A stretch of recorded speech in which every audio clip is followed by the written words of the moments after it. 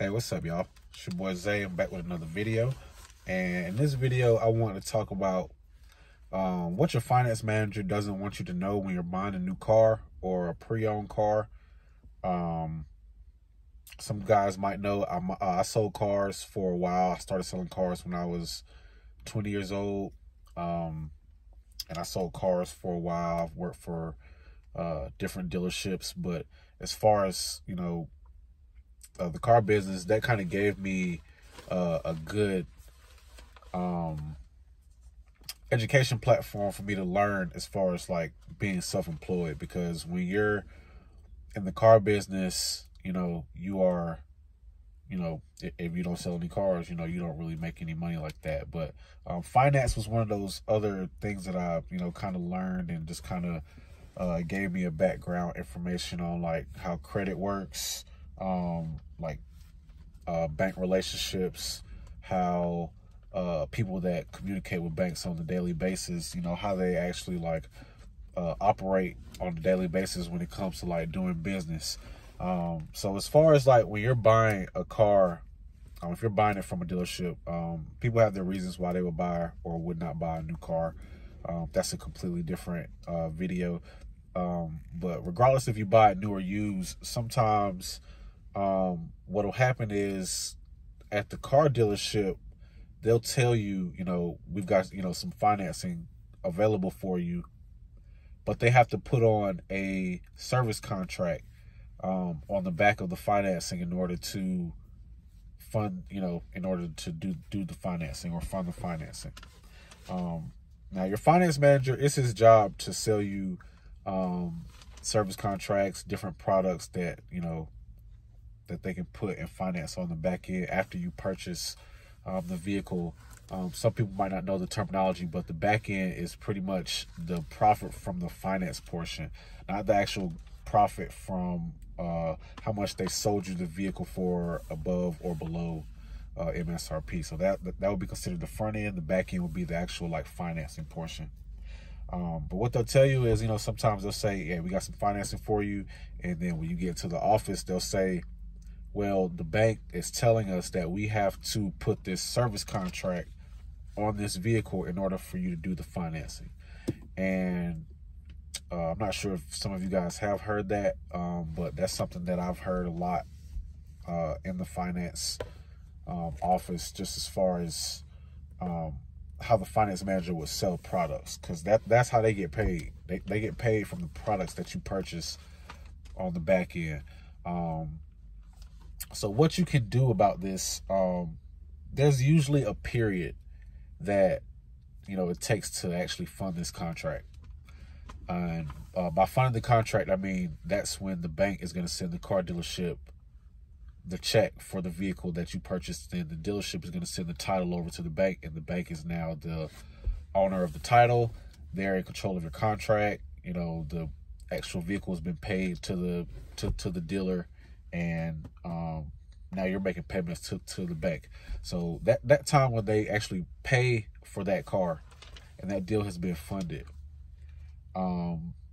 anytime after that, I would recommend doing this like within the first maybe week or two of the deal being funded. They're not going to let you know when the deal's being funded. Sometimes they have to do like interviews depending on who the lender is. Usually this is for like secondary financing, people with subprime credit.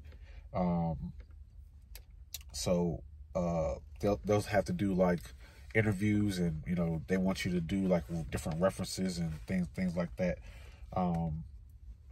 But you are a target because they know that your interest rate is higher and that you're in a more of a position to purchase the product, because you're in a position to where your finance options are limited. So what you can do is, I would give it about a month. Usually what happens is the deals, they usually get funded within a week. Sometimes deals get funded the next day. But just, to be on the safe side, I would give it about a month. And then just call up to the bank and say, hey, I would like to cancel my service contract. Service contract is going to typically be, it's like a contract for after your warranty has run out. after your manufacturer warranty has run out.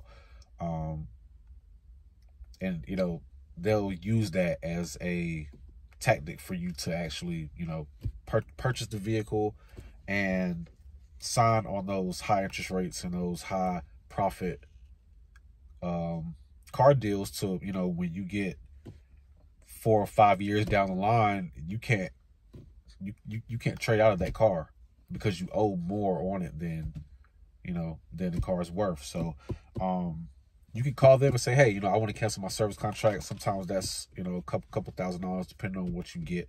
I would not recommend canceling gap insurance until, you know, after the vehicle's paid off. And that's also still, you know, you don't want to cancel your gap insurance because if you get into an accident, you know, you don't want to be held liable for that difference. So I would never suggest someone canceling their gap insurance. But that service contract, you can't cancel that. And usually what they'll do with that is they'll just take that off the principal. They won't, you know, there's not going to be any changes to like your monthly payment. You won't, like, let's say your contract is $2,000. You won't be able to take that $2,000 and have $2,000 worth of payments to where, you know, if your payment is $400 a month, you can have 5 months where you don't have to make any payments. It's not how that works. What they'll do is they'll take that off of the principal, and that'll end up helping, you know, in the long term,